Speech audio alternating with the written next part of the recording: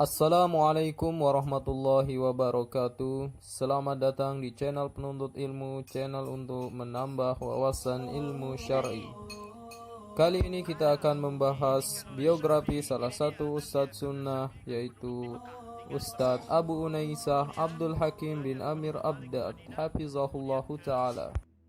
Ustadz Abdul Hakim bin Amir Abdad dikenal luas di tanah air, sangat getol dalam menyerukan sunnah Rasulullah SAW dan memerangi kebid'ahan yang ada di masyarakat, sehingga banyak kaum yang gemar menyerukan kepada kebid'ahan merasa terancam eksistensi dakwah mereka oleh seruan dakwah yang disampaikan oleh Ustadz Abdul Hakim bin Amir Abdad yang ada di Jakarta. Dari dulu sampai sekarang ceramah beliau tidak banyak yang berubah, tegas dan kaya akan ilmu. Materi yang dibahas tidak terlepas dari akidah dan manhaj.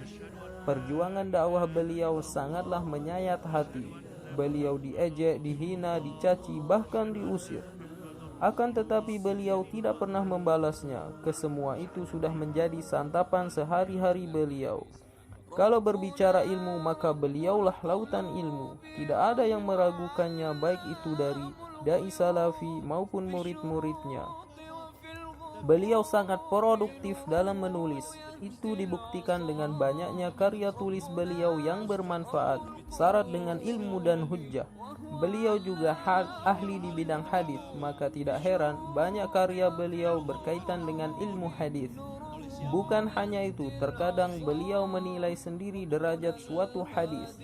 Contohnya beliau mengatakan, saya katakan hadis ini sahih karena begini, karena begitu. Tentu saja semua itu berdasarkan kaidah-kaidah ilmu hadis yang beliau pelajari. Maka tidak salah kalau kita mengatakan beliau adalah pakar hadis di Indonesia. Beliau bersama Ustadz Yazid bin Abdul Qadir Jawas menjadi babat tanah alas perkembangan dakwah salafiyah di Indonesia pada sekitar tahun 80-an. Hampir semua asatiz salafi belajar kepada mereka berdua. Semua ustadz salafi sangat menghormati mereka berdua sebagai sahabat, guru, seorang ayah dan penasehat yang baik.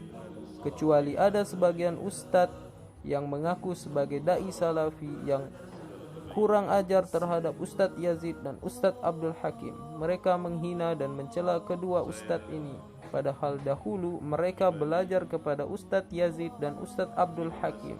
Semoga Allah memberi mereka hidayah. Salah satu murid beliau, Ustadz Abu Salma Al-Athari Hafizahullah, beliau menceritakan, guru kami Al-Ustadz Abdul Hakim bin Amir Abdad senantiasa menasihatkan kami apabila ada perbedaan untuk melakukan munasohah, yaitu saling menasehati. Yang kedua, munakosyah atau berdiskusi. Yang ketiga, mubahathah atau saling membahas dengan ilmu. Dan beliau mengingatkan kami untuk tidak mudah mentahzir, tidak mudah menghukumi atau memvonis seseorang, dan tidak pula saling bermusuhan. Ustadz Abdul Hakim pernah belajar kepada Syekh Muhammad bin Saleh Al-Utsaimin saat beliau ke Arab Saudi. Beliau pernah menceritakan pengalaman beliau duduk di majelis Syekh Saleh Al-Utsaimin sekitar tahun 1998. Ketika itu Syekh memberikan ceramah tentang akidah. Lalu Syekh mengeraskan suaranya mengatakan, Aina Allah, atau di mana Allah? Lantas semua yang hadir di majelis menjawab, Fis sama. Ini menunjukkan fokus Syekh dalam mendakwahkan tauhid. Beliau pernah mengatakan di majelis hadis Sahih Bukhari yang beliau pimpin, yang maknanya adalah bahwa beliau hanya lulusan S1, yaitu SD. Karena S-nya cuma 1, beliau tidak lanjut SMP. Beliau memutuskan untuk tidak melanjutkan sekolah formalnya dan memilih untuk fokus belajar agama. Keluasan ilmu dan pemahamannya menunjukkan bahwa pendidikan formal tidaklah menjamin luasnya ilmu seseorang. Ustadz Abdul Hakim adalah salah satu buktinya. Bahkan betapa banyak mereka yang profesor, doktor, gelar banyak S1, S2, tetapi akidahnya rusak, manhajnya bengkok, dan pemahamannya menyimpang.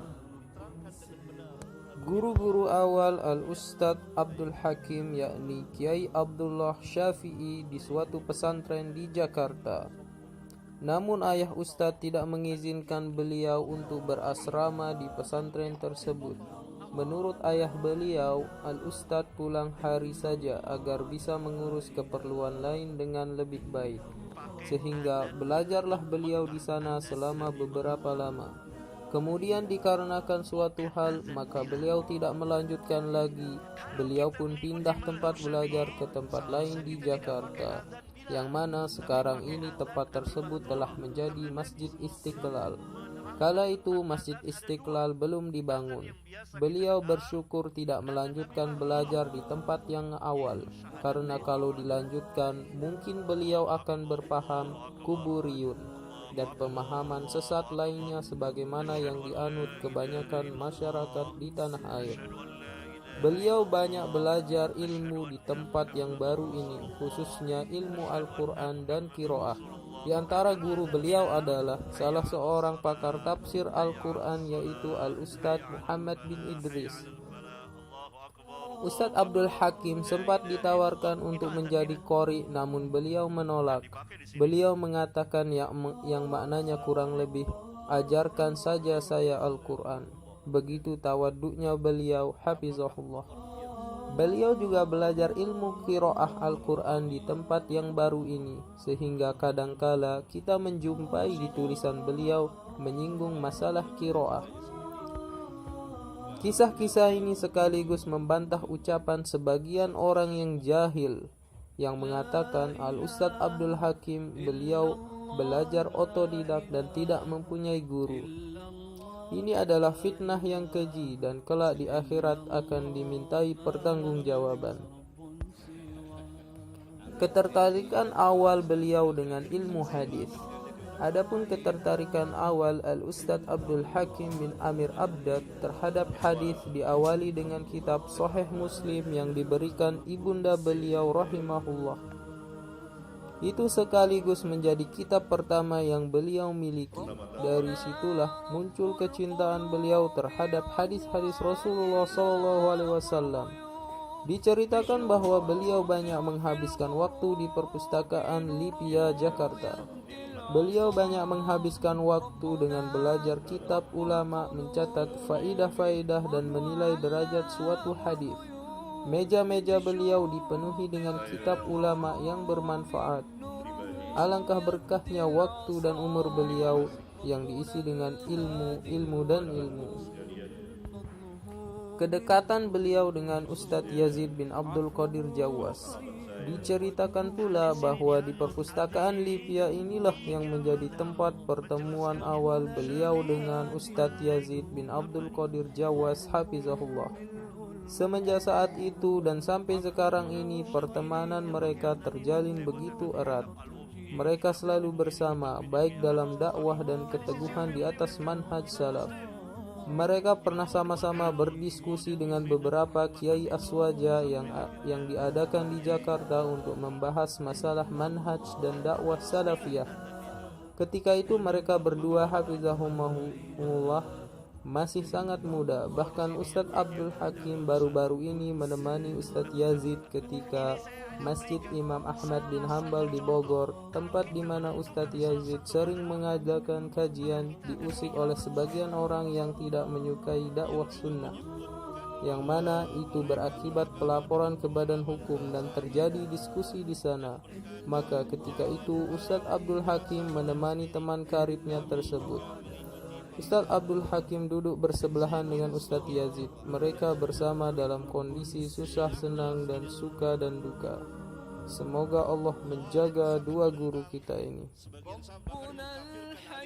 Di antara karya-karya Ustadz Abdul Hakim bin Amir Abdat adalah Lau kana khairan lasabakuna ilaih, hadis-hadis dhaif dan maudhu, Al-Masail, sekali lagi haramkah isbal, risalah bid'ah, syarah akidah salaf, iktisadiyah islamiyah, kitab zuhud dan riqaq, hukum tahlilan, politik Islam, siyasah syariah, sifat solawat dan salam kepada Nabi SAW. bahaya menggunakan dan mengamalkan hadis dhaif dan maudhu.